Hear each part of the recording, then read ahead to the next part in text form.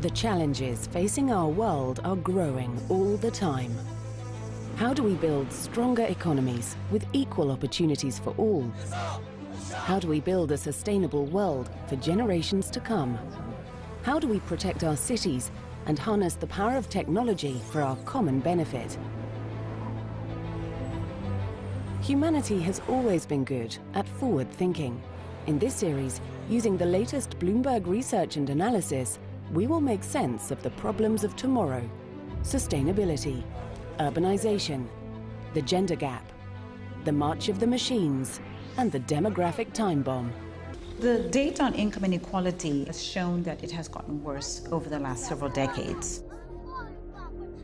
In fact, over the past 30 years, we have seen income inequality worsen across the United States, the United Kingdom, and across much of Europe.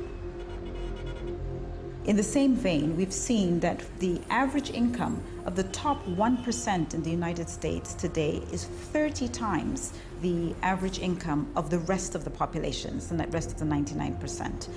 Compare this with 30 years ago, with 1978, when it was simply 10 times higher for the top 1%.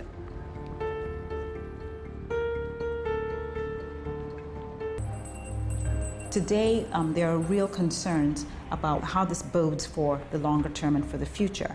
A lot of projections now show that economic growth will be slowing, and obviously the knock-on effects of income inequality are likely to be worse.